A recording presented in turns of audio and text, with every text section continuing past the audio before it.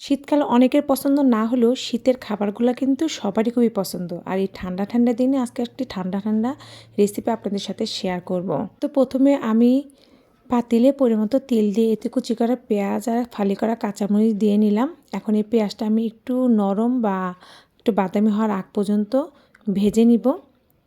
আর এই তরকারিটা কিন্তু সবাই খুবই পছন্দ করে, আমারও খুবই পছন্দ। আর এই তরকারিটা কিন্তু একটু ঠান্ডা ঠান্ডাই ভালো লাগে। তো পেঁয়াজটা আমার একদম নরম হয়ে গিয়েছে, একটু বাদামি হয়ে গিয়েছে। এখন এই পর্যায়ে আমি চিংড়ি মাছ দিয়ে দিলাম। এখন চিংড়ি মাছগুলো আমি একটু পেঁয়াজের সাথে ভেজে নিব আর একটু লবণও দিয়ে দিলাম। লবণ দেওয়ার কারণ হচ্ছে এতে করে পেঁয়াজটা তাড়াতাড়ি গলে যাবে এবং চিংড়ি মাছের মধ্যেও যাবে। তো এই পর্যায়ে আমি পেঁয়াজ এবং চিংড়ি মাছটা ভালো মতো একটু ভেজে টেজে নিচ্ছি।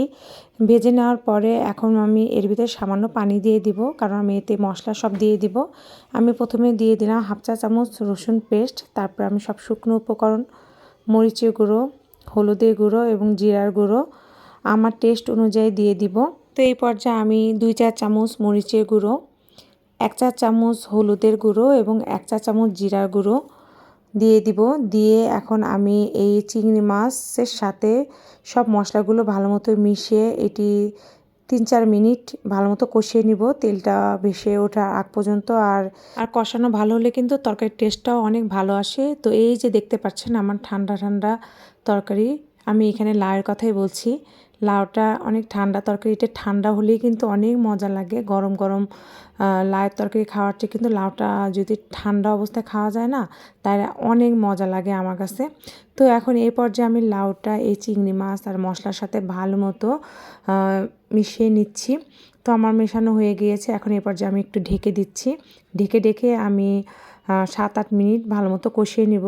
আর আরেকটা টিপস আপনাদের সাথে এখন শেয়ার করব, সেটা হচ্ছে অনেক সময় দেখা যায় কি লাউটা সেদ্ধ হয় না ঠিক মতো। তো এই পর্যায়ে আপনারা বেশি লাউটা নাড়াচাড়া করবেন না। লাউটা কম নাড়াচাড়া করলে এটি ভালো সেদ্ধ হয়। তো আমার লাউটা অনেক ভালো ছিল, দেখেন কতটা কমে গিয়েছে আর একদম কষানো হয়ে গিয়েছে।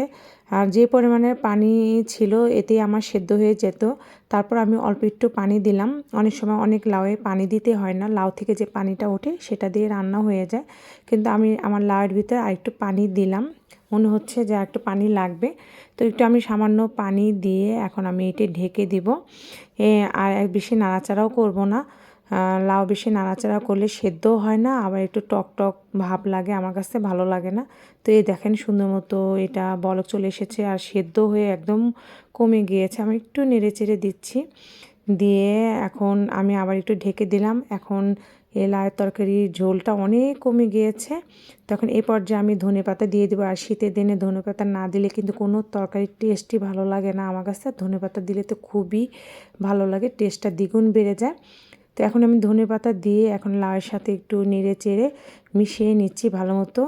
তো এই যে আমার লাউ দিয়ে চিংড়ি মাছ বা চিংড়ি মাছ দিয়ে লাউয়ের তরকারি একদম হয়ে গিয়েছে, অনেকটা লোভনীয় হয়েছে। এই তরকারিটা যদি একটু ঠান্ডা দিনে একটু ঠান্ডা ঠান্ডা অবস্থায় খাওয়া যায় না, গরম ভাতের সাথে খুব মজা লাগে। আপনারা এইভাবে রান্না করে খাবেন। আশা করি সবাই ভালো থাকবেন, সুস্থ থাকবেন। আল্লাহ হাফেজ।